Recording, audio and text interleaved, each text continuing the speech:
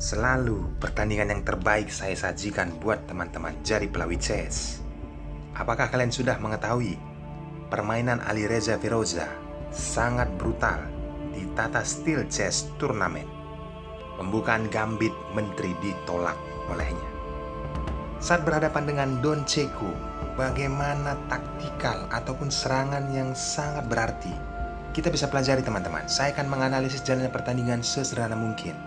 Dan bagi kalian yang baru bergabung di Jari Pelawi Chess, jangan lupa dukung channel ini, tombol subscribe dan nyalakan juga loncengnya.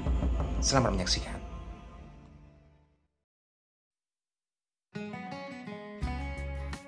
Di sini Alexander Don Ceko memegang buah putih.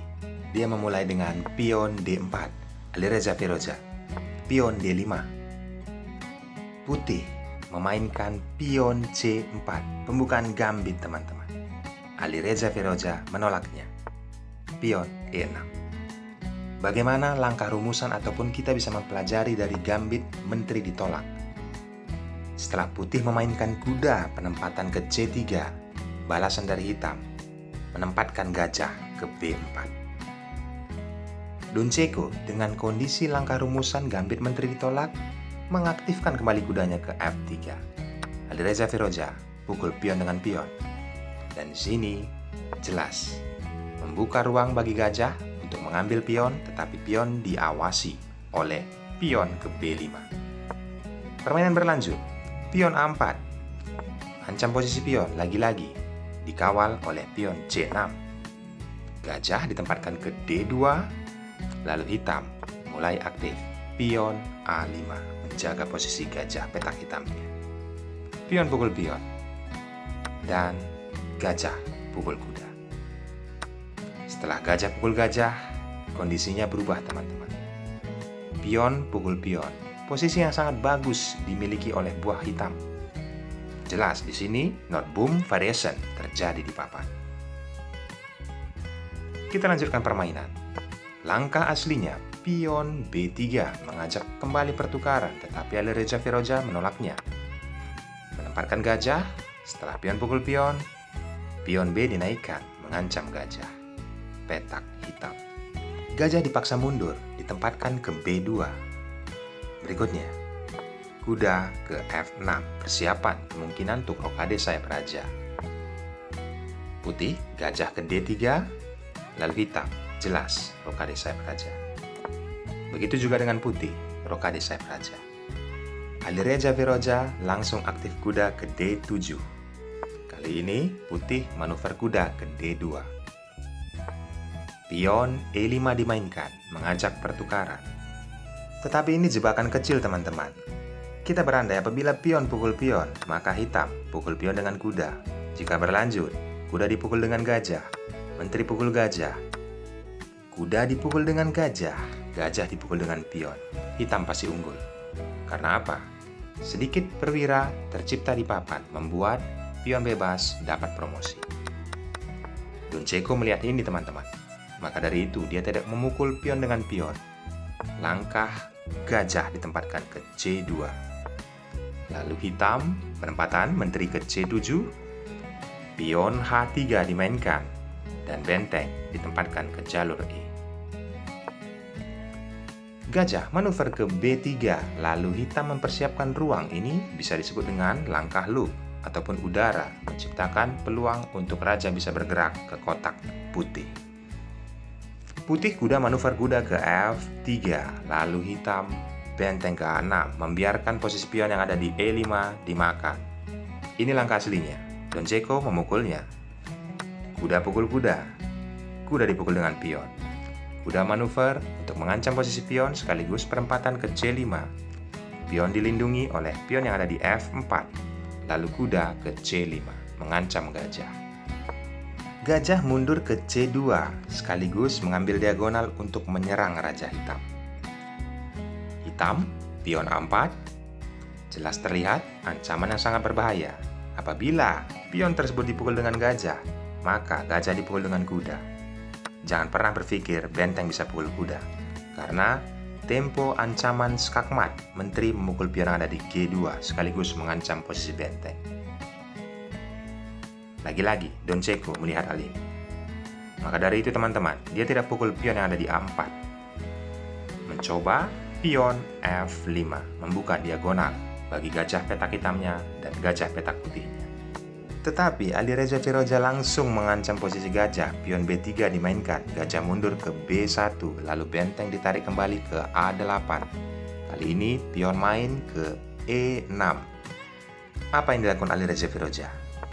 Yaps, langsung ke pusat pertahanan, menteri ke G3, dan dilindungi oleh benteng, penempatan ke F2.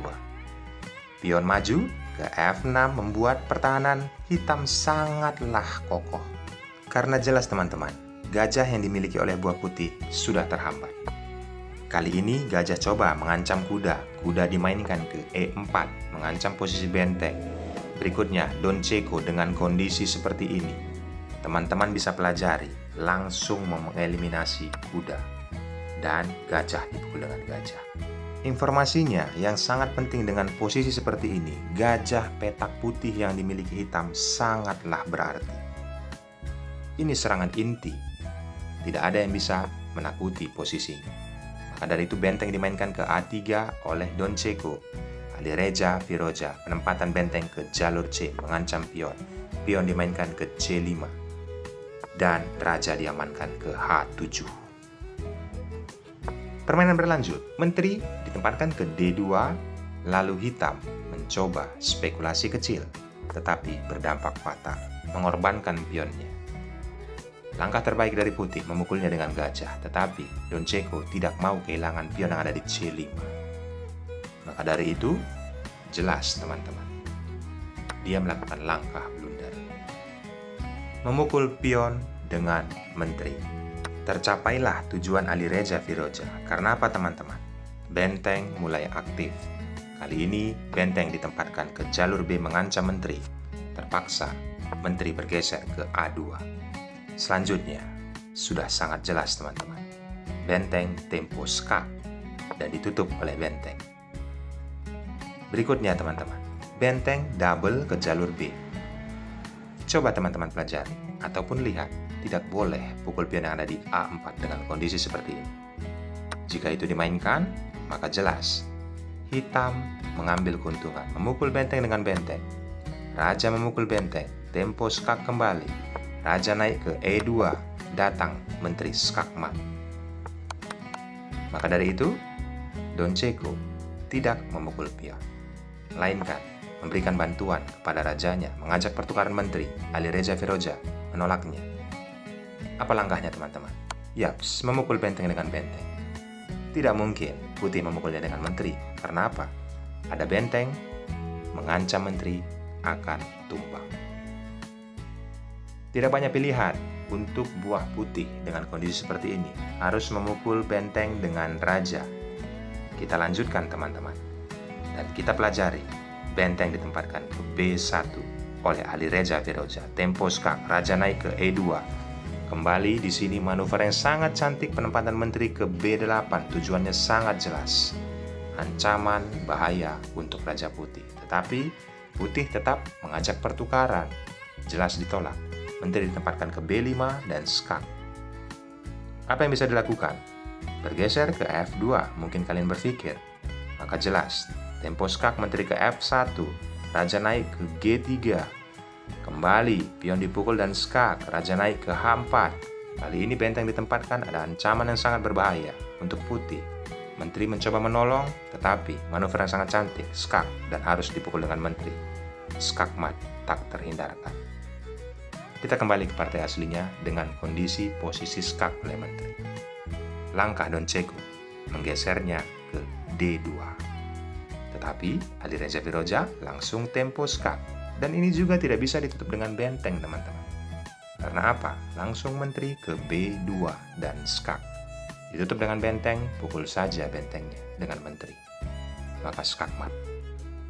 Sangat luar biasa teman-teman serangan yang dilancarkan oleh Alireza Firoja. Maka dengan kondisi seperti ini harus ditutup dengan gajah. Ini langkah aslinya. Berikutnya, benteng dipukul oleh menteri. Permainan berlanjut, menteri pukul gajah. Dan kembali, tempo skak diciptakan oleh Alireza Firoja. Raja naik ke D3, kembali skak. Ada beberapa pilihan, apabila ke D2 akan meninggal, atau ke C2 juga akan meninggal rajanya teman-teman. Kita jalankan, beranggapan ke C2, skakmat langsung di D1. Mencoba terus memainkan dengan kondisi seperti ini, penempatan raja ke D4, tempo skak kembali oleh benteng, dan ditutup oleh gajah, langsung saja dipukul oleh benteng, dan skak, kembali raja ke C3, kembali skak. Tetapi teman-teman, langkah sebelumnya tadi, Don Ceko sudah menyerah. Ini saya jalankan apabila diteruskan. Ambil pelajaran pentingnya dari jalannya pertandingan ini. Alireza Firoja sudah menjelaskan bagaimana pembukaan gambit menteri ditolak dan berhasil. Ucapan terima kasih dari kalian hanya cukup subscribe dan nyalakan loncengnya. Saya akan terus memberikan video yang berkualitas kepada kalian. Dari kata saya ucapkan thanks and God bless. Bye-bye.